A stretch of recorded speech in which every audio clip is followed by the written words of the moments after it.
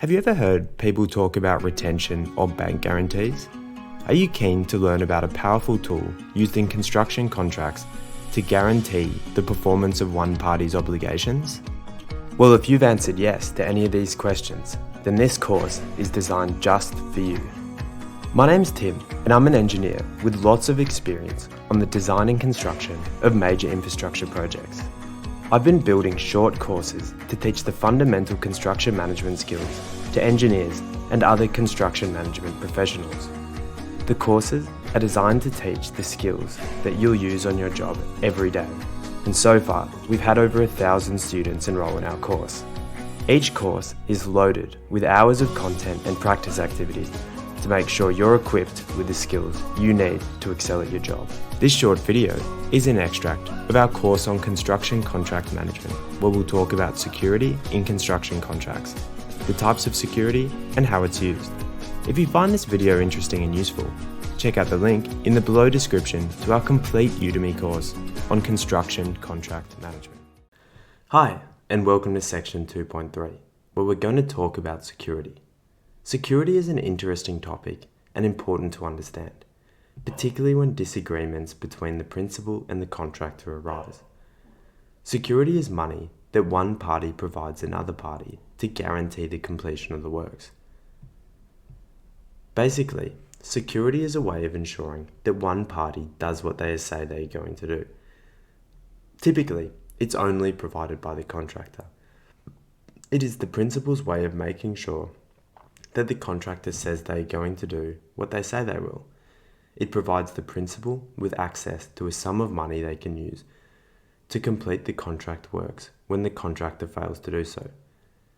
Check out the definition of security from clause 5.1 in AS 4000.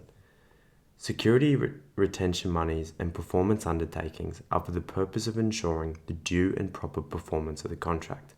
For example, where the contractor fails to rectify defects within a reasonable amount of time, the principal can assess the sum of money to engage another contractor to perform the works. In some circumstances, the principal may be required to provide the contractor with security. Typically, this would be for when the principal is in a company that has minimal assets and the contractor is concerned with not being paid. Let's now look at some of the different types of security that can be provided.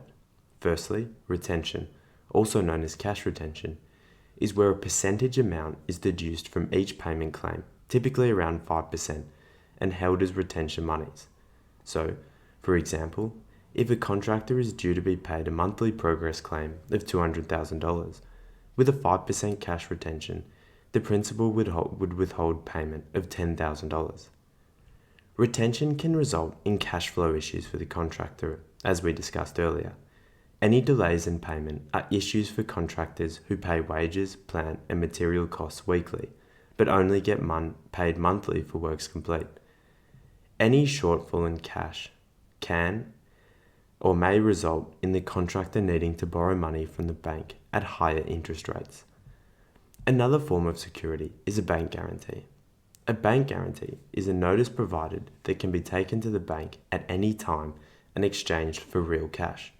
So for example, a bank guarantee valued at $50,000 provided by the contractor to the principal can then be taken to the bank by the principal and exchanged for cash. This cash can be used by the principal to rectify money or perform contracts works the contractor has not performed. Bank guarantees are usually preferred by contractors as they end up costing the contractor less. A bank guarantee of $50,000 may only cost the contractor 2.5% of this figure, so helps avoid costly debt. Bank guarantees are also easier to administer and keep track of than retention monies, which can complicate progress claims and records. The final type of security, which isn't strictly security but acts like it, is work the contractor has completed but not yet been paid for. As we discussed in the payment section, the contractor first completes work, then submits a payment claim and is paid for it by the principal. So there is always some value of work the contractor has completed but not yet been paid for. This acts like another form of security where, if issues arise related to the works, the principal could refuse to pay the contractor for it till they rectify this. For example, on a project I worked on, it was the subcontractor's responsibility to complete the quality documentation. If they didn't complete the quality documentation for the works, we didn't pay them for it. The contract will detail exactly what the requirements around security are and specify the timing and amount of security to be provided. These will be covered in the contract particulars. Typically, security will be 5% of the total contract sum, with 2.5% returned at practical completion and 2.5% returned at the end of the defects liability period. You can see the excerpt from AS 4000 here, where the specific conditions around security need to be filled out. Let's now look at some specific examples of where security can be used by the principal to complete the contract works, if the contractor refuses to. To do this, the contractor would need to be given an opportunity to rectify these faults first, and the principal, threatening to use security to do so, will typically be enough motivation to get the contractor to fix them. Some examples include rectifying defective work prior to practical completion or during the defects liability period, cleanup of site not properly performed, recovering shortfall where works were taken out of the contractor's hand. This is where the contractor could not complete the works due to some breach of contract and the principal had to engage another, potentially more expensive contractor to complete the works. The principal can use security to cover this difference in cost. And finally, security monies can be used to rectify any urgent action for safety. For example, if the contractor has left the site unsafe and in a dangerous condition, security monies can be used to get other contractors in to fix this. In all instances, the contract must be given an opportunity to rectify these defects first before the principal assesses the security money and engages another contractor to do so.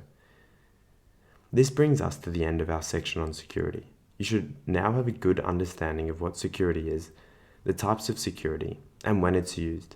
In the next section, we'll keep going through all the essential elements of a contract and go through quality and defects.